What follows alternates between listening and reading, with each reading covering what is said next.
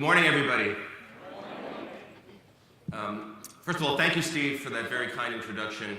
You do get free tickets now to Irving Plaza whenever you need them. And also thank you for letting me speak before Todd Park. Because if there's anybody in this room who has more energy and enthusiasm about public service than I or any of you, it's Todd Park. So thank you again, Steve. And looking at all of you, I'm reminded of a story about Einstein's chauffeur. If you haven't heard the story, have any of you heard the story about Einstein's chauffeur? Oh, good. Then I can maybe teach you something right off the bat. So Einstein is running around the country giving his speech on the theory of relativity. He's sometimes doing it 3-4 times a day. And over a 3-month period, he has a driver who's driving with him everywhere he goes and taking him from place to place to place. And whenever he's making his speech, the driver sits in the back, waits for him to finish, takes his bags, and off they go to the next place. So after about 3 months, Einstein says to his driver, I'm really, really tired of doing this speech over and over again. And the driver pipes up and says, Doctor, I actually have been listening to your speech so much, I could actually give that speech. So Einstein says, really? He goes, yeah, absolutely. Let me try at the next place. So at the next place, they switch places. Einstein puts on the chauffeur's hat, sits at the back of the auditorium, and the driver goes up on stage. Nobody knew what Einstein looked like, so they thought Albert Einstein was giving the speech on the theory of relativity. And he delivers the speech exactly on point. Every single idea, nuance, perfectly delivered. And when the speech was over, it was time for questions and answers. And a very skeptical professor in the audience raises his hand and asks an extremely complicated question that even Einstein himself would have trouble answering. But without missing a beat, the chauffeur said, you know what, that question is so simple, I'm going to let my chauffeur answer it.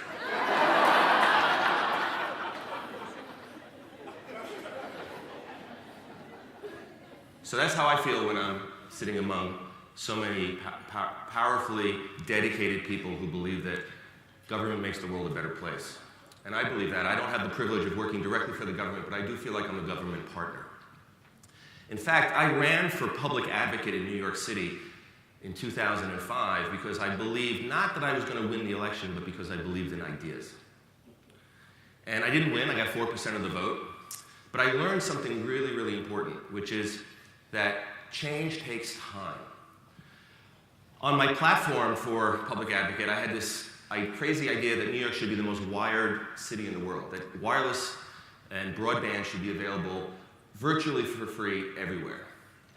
And I became known as the Wi-Fi guy, which was kind of fun because when I met the mayor during the campaign, he said, are you the Wi-Fi guy? I said, yeah, I'm the Wi-Fi guy. But the reason why I want to mention that it takes time is that when I went to the New York Times editorial board for my endorsement interview, where you have to kind of explain to them why you're running, who you are, what your vision is. I got about 45 minutes to talk to them, and of the 45 minutes, I had to spend 30 minutes explaining to them what Wi-Fi was. And that was 2005. So, change is hard. It takes time. But there are new tools, and there's new energy coming because of technology. And because of a new way of thinking about change. So let's get started. So this is a quote that I think you should all try to remember. Because we spend a huge amount of time thinking about how do we change our organizations from inside. And that's really, really hard because of bureaucracies or old ways of thinking.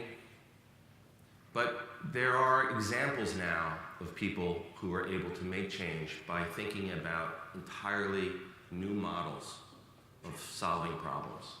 This quote, by the way, is by Buckminster Fuller, who wrote 30 books and coined the term the spaceship Earth. And there's been a litany of people who have, famous people who you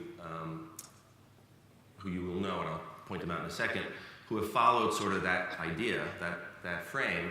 And I'm going to show you those, and I'm going to tell you a couple stories about a couple of new ones.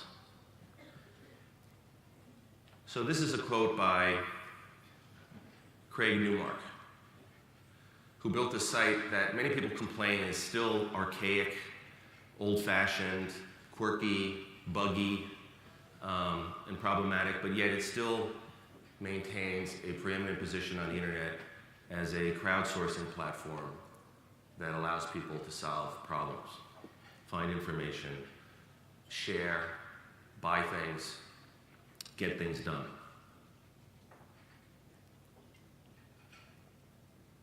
Well, the Encyclopedia Britannica never expected that they would run into somebody by the name of Jimmy Wales. In fact, I'm curious whether the Encyclopedia Britannica has a reference to Jimmy Wales in the Encyclopedia Britannica.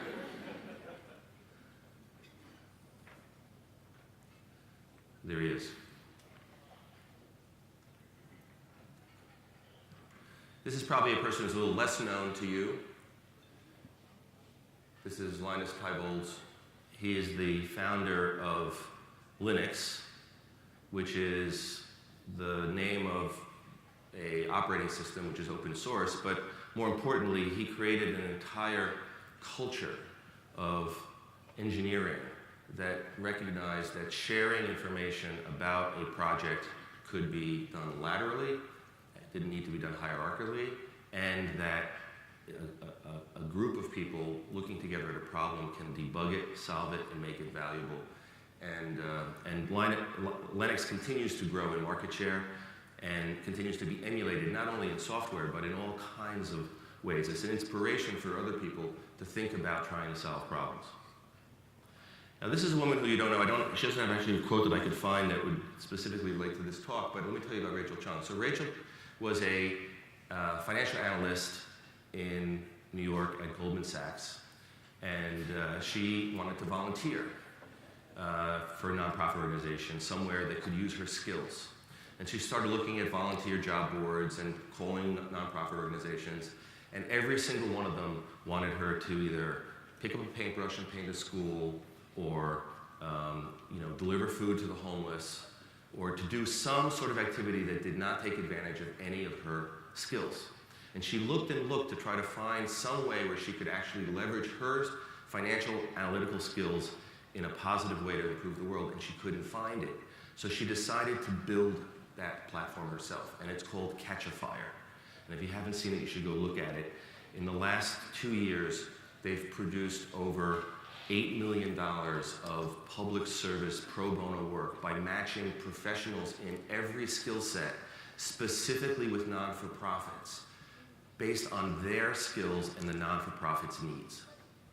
And the non-for-profits actually, it's a business. This is not a for-profit endeavor by Rachel. She's actually built a business where nonprofits find her platform so valuable that they actually pay her to source volunteers, because they know when they get that volunteer not only has the skill to the problem that they need solved, but that volunteer has also been vetted, rated, and qualified, so that you have a very high probability as a non-for-profit to know that that person who's helping you is actually able to do it and has a history of doing it. Now, Yancey Strickler has started a site that I also recommend you check out. It's called Kickstarter. Kickstarter is a crowdfunding platform, started out for artistic projects. You want to produce a CD, you have 1,000 friends, you don't have enough money to produce a CD, you put your project up on Kickstarter, you tell your friends that if they give you $10 towards your project, when the CD comes out, you'll send them the CD. You use your own social media and connections on Facebook or Twitter or anywhere else that you have a network to help build your community to fund your project. Well, Kickstarter has taken off to such a degree that just a couple of months ago, a company that proposed the creation of a wristwatch that was connected to your smartphone, that would allow you to look at your watch to see a message coming into your smartphone. The watch was called Pebble. Not even yet produced. Put the idea on Kickstarter and raised $10 million. Kickstarter is changing the way organizations and creative people are funding their ideas, And it's now morphing to other kinds of projects, including funding government projects and civil service projects of various kinds, and even politics.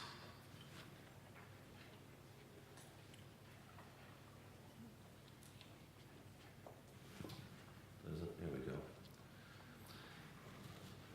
So, in Africa, in Kenya, there was an election in 2007 that was hotly disputed, and there were protests after the election, and the government tried to crack down on the protests with a violent put down. And because the government controlled the news media in Kenya, it wasn't possible for the people who were experiencing those protests to actually even have those the protests or the government action reported. So a young woman by the name of Oriokolo reached out to some software engineers on this idea that citizens using their cell phones could report violent incidents perpetrated by the government and post it on a map that would be visible to the entire world. And Ushahidi, which means witness, was born. And that platform was designed to be open source following the Linux model. And that quote that I just showed you was made by Patrick Meyer, who was one of the original software engineers, who then made sure that that platform was available for all kinds of situations around the world, most notably in the Haiti earthquake, allowing citizens in Haiti, first responders, and anyone with a cell phone to be able to report where people were buried, where people needed help, where there were resources, where there were hospitals, where there was infrastructure. And in fact, that platform is now so successful and so powerful that even FEMA uses it for emergency response in the United States, for forest fires and other disasters. But now this is a slide of a company called Waze. Now, how many of you drive to work? And how many of you listen to the traffic reports on work? And how many of you think those traffic reports are accurate? Well, check out Waze. This is this amazing device that basically allows drivers to report incidents, and they can do it hands-free along the way as they're traveling in real time, giving exact detailed information about traffic or problems as you drive, and it's now taking off. This was my gift of a time saver for you.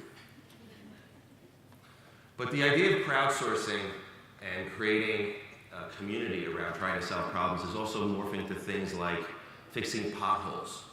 This is a site called Fix My Street that got started in Great Britain. There's another one in the United States called See-Click Fix, which I'd recommend you take a look at. Again, citizens have devices in their hands that are incredibly powerful, and people are starting to learn how to collect the information that citizens have and put it to use in ways that is just useful for the community.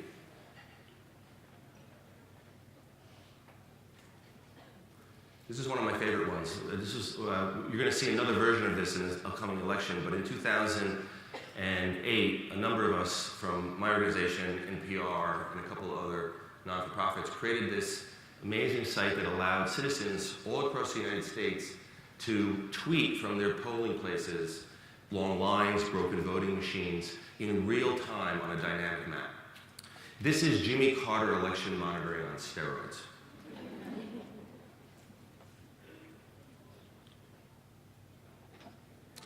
But it's not just citizens that are recognizing the opportunity for leveraging the power of crowds. It's also the government.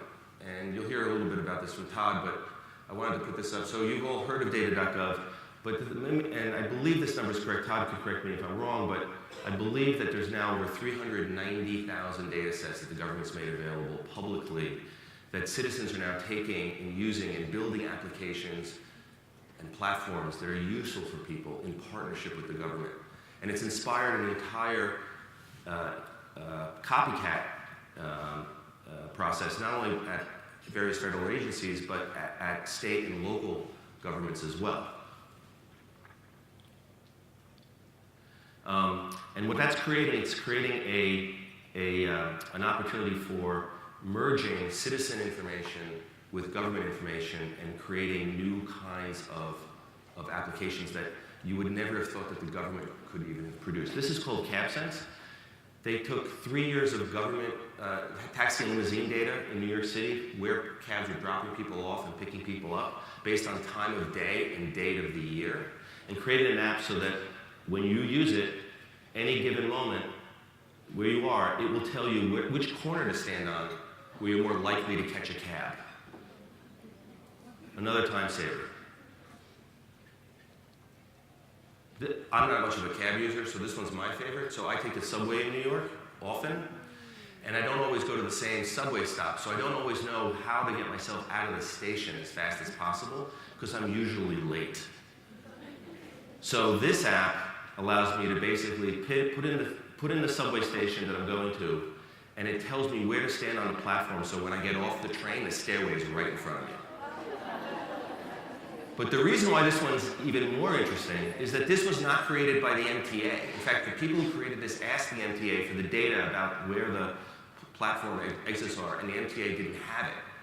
So they couldn't do it. So they went around the city, they did it with pen and paper. A brother and sister team in Brooklyn made this app, and it's been downloaded 250,000 times at $2 a pop. They have made $500,000 with this app.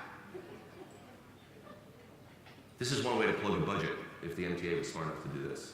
Actually, with all due respect to the MTA in New York, they're actually now releasing real-time data about where subway trains are, and they're building apps in concert with software developers to allow the public to actually know where their train is. So you could literally put down your cup of coffee, know it takes you 3 minutes, and walk into the subway station and your train's pulling in.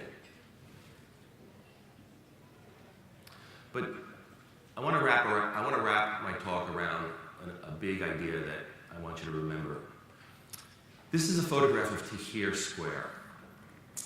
And you've all heard about the Arab Spring and its impact, and we still don't even know what the results of that movement are. But during is there a way to leave that image up? Thank you. During that protest, Mubarak, in fear of the fact that citizens were using the internet to organize themselves to protest, ordered Vodafone to shut the internet down. But it backfired on him because many citizens were actually at home following the protests on the internet. And when Vodafone was shut down, those people went out on the street, not in protest, but to find out what was going on, and in fact created a surge of many more bodies on the street, giving the impression that the protests were even larger. And a university professor by the name of Dave Parry, watching this, wrote a very, very interesting post where he said, you can shut down the public internet, but you can't shut down the internet public. And so the reason I wanted you to remember this is that the internet public is not just in Egypt. It's everywhere around the world. There are thousands and thousands of people who now millions and millions of people who now think of themselves as internet dwellers. They think in terms of lateral connections. They don't trust hierarchy. They know that if they can get the message on the internet, it will be seen by the world, which is why it was so important for either the Green Revolution in Iran or the Kenyans in Africa with the violence there, or the Arab Spring. They knew that if they could use the internet to get the message out to the world, public global pressure would be forced on their oppressors. And that human being is not just somebody who grew up with computers. It's someone who grew up knowing that the internet was a force for good. Now, it can be used as a force for bad. It's a tool. But there is a humanity connected. There are going to be 7 billion people in 10 years who are going to be carrying around smartphones that will make our iPhones and Android phones, and if any of you still have Blackberries, look like antiques. No government has the ability to deal with that kind of connectivity. We have to rethink governance. We have to rethink civic engagement. We have to rethink solving problems. And the opportunity for us is to recognize that citizens are our partners. They're not our customers. They're not empty vessels to be sent information to or to service. They actually together know more than all of us. And so whenever you hear, could you leave that slide up again, please? Whenever you hear the term eGov, I hope you will remember this day and change it to WeGov. Thank you very much.